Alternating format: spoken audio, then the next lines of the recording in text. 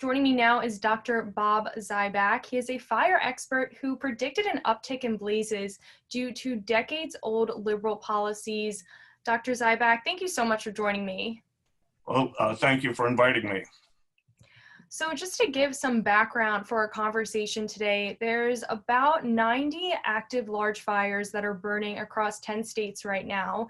That's burned more than 4.6 million acres. Cited in this Daily Caller News Foundation article saying that the lack of active land management is almost 100% the cause.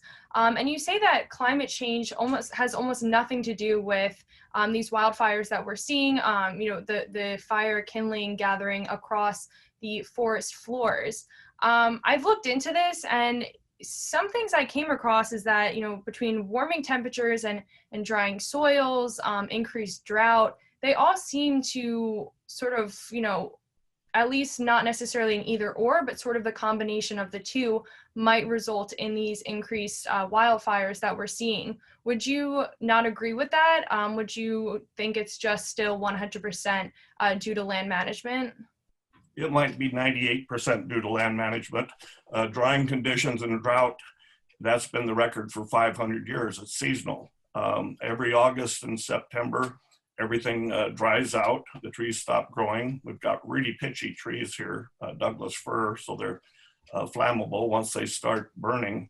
And then if an east wind comes in, as came in on Labor Day, usually not so abruptly or not with such wind speed, then we get these major fires. And that was my whole study. So the climate hasn't changed in 500 years. We've got the same seasons, we've got the same burning season.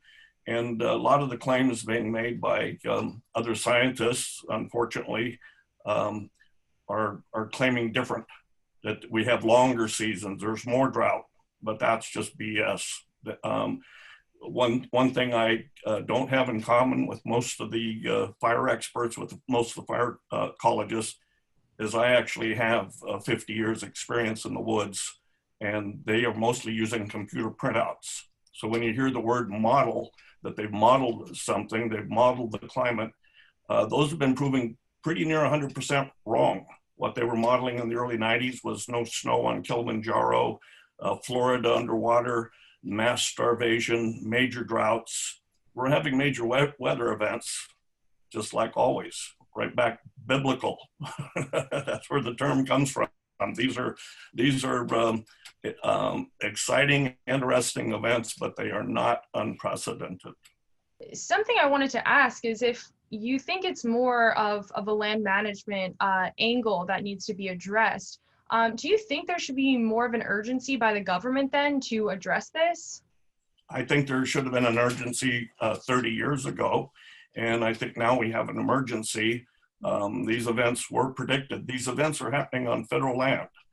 I think that's another argument against climate, is that they've got the same climate on private land here in California and Oregon and Washington. Unlike the East, about half of our forest land is owned by the federal government. And that's where the fires are taking place, in wilderness areas over and over. That's why they're predictable, and that's why they're preventable. When we actively managed the land on the federal lands from 1952 until 1987, we had one single large-scale fire, the Oxbow fire in 1966. Right now, we've got 5 or 6 catastrophic scale fires going in Western Oregon. Used to get maybe one of those every 5 or 10 years. So there's a real danger now, a real emergency, and we can't let this go into the courts. There's human lives involved, there's communities involved, and we need to get these dead trees out of there as quickly as possible. So salvaging the trees and using better informed reforestation methods would protect these communities, would protect the wildlife, would create thousands of jobs, needed jobs, and really reduce wildfire risk for the communities that have been affected. And as you mentioned, this is happening on federal land. Are you advocating then for a larger federal government in order to sort of step in and, as you mentioned, calling it an emergency? Do you think it's, the government's role in this instance to then step in and take control of the situation? I don't think they're capable of control. They're controlling it now. There's probably a few individuals there that are capable, but what they should do, in my way of thinking, is to contract out the management to the counties, to the local businesses, to the people that know the land, with fairly precise instructions on setting priorities on which trees need to be removed first. And there's a really good market for trees right now. So instead of spending a lot of money on taxes to pay for government workers to, we call them leaf rakers for a reason, they don't get much done. But to have private industry come in and purchase those logs, it creates tax paying jobs.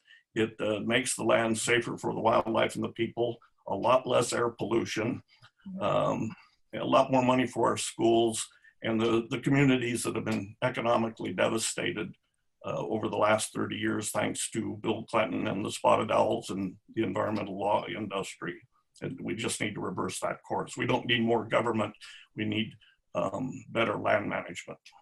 Have there been any specific areas where you've seen them sort of reverse what Bill Clinton did, or, sort of take control of their land management and, were ravaged by wildfires at one point and are no longer experiencing at least as many wildfires because of what you're suggesting? My crews did about 85,000 acres of reforestation work over a 20-some year period.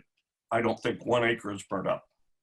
When the federal government was actively managing their land, as I said, from the 50s to the 80s, before they started creating wilderness and roadless areas, very, very, very few fires. So this is a situation that was created. A lot of people think it was well-meaning, that these people were well-intentioned and they really did want to save a bird or a fish, but it's mostly been an anti-logging, anti-management bias, and people have different motives for doing that. It's made a lot of lawyers very wealthy, but it's really ruined a lot of rural communities over that time. So this would possibly be an emergency situation to identify that problem and reverse it.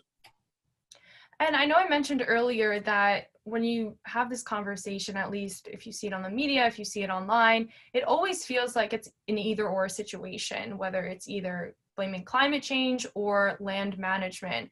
Why do you think that is? Why do you think there's no concise, sort of conclusion that it could be both? Because it's politics. There's a reason. If you look at who believes in global warming, it's Democrats, and they want to charge carbon tax on your vehicle, and they want to put in windmills, and they want to have trees sequester carbon because they don't understand that trees are biological and they just cycle carbon. They don't store it indefinitely.